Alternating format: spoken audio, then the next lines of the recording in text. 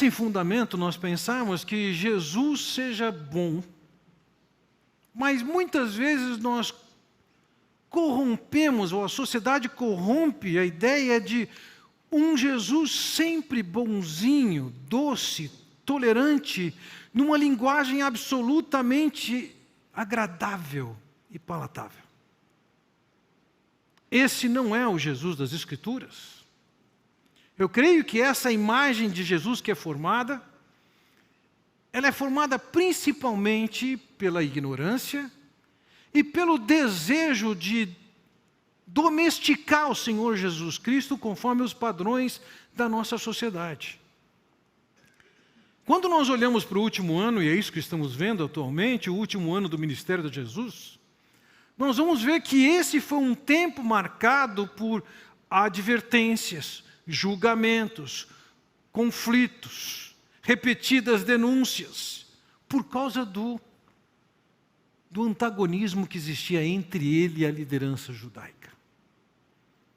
Eu quero crer que nos últimos estudos dentro do Evangelho de Lucas, você já pôde perceber que mudou o clima.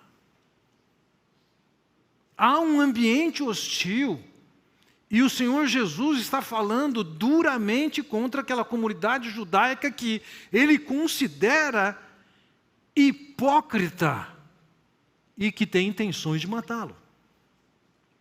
Nós percebemos isso nas Escrituras, quando ele diz, em João capítulo 11, e daquele dia em diante resolveram tirar-lhe a vida.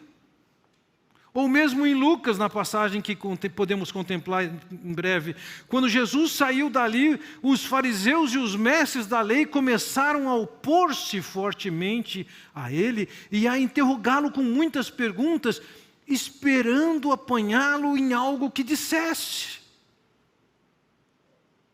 Havia um clima, essa expressão, esperar apanhá-lo, é uma linguagem de caça. Ou seja, eles tinham armado, ou se armado, ou posto uma armadilha para que pudessem levá-lo à morte. Pouco tempo depois, eles alcançam êxito, pensando que estão fazendo somente o que querem, e levam e convencem as autoridades romanas a que Jesus deveria ser morto, como foi de fato crucificado.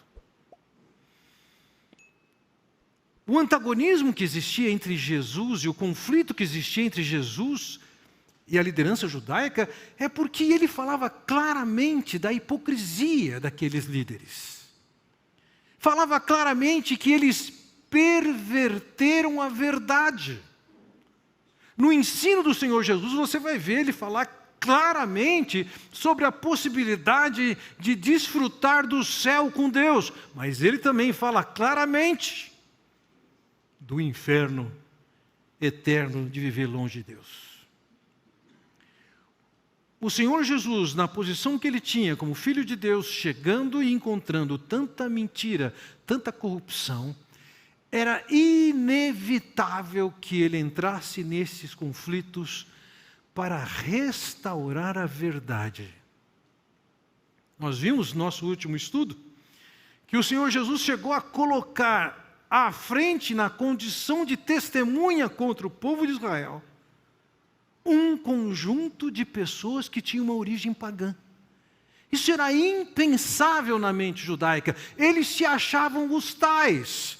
E Jesus está dizendo, não, a rainha de Sabá, os crentes de Nínive vão testemunhar contra vocês. A vida e o ministério de Cristo ilustram o significado crucial da verdade, bem como do grave risco de desvios. É por isso que nós temos certos cuidados, porque certas mentiras, elas trazem consequências graves.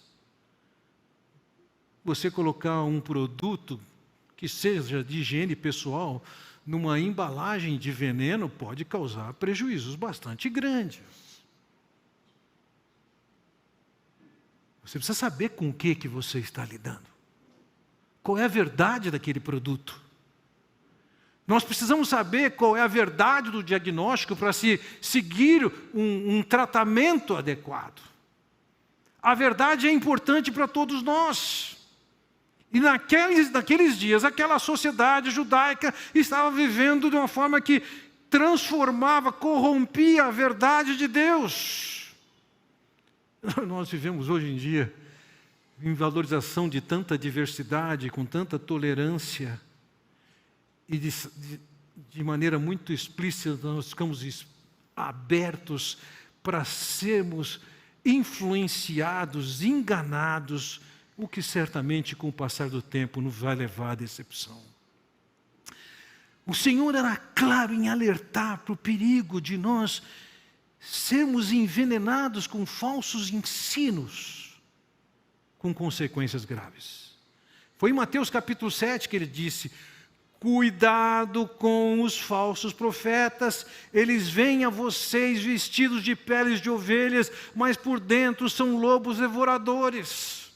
O apóstolo Paulo disse: sei que depois da minha partida, lobos ferozes penetrarão no meio de vocês e não pouparão o rebanho.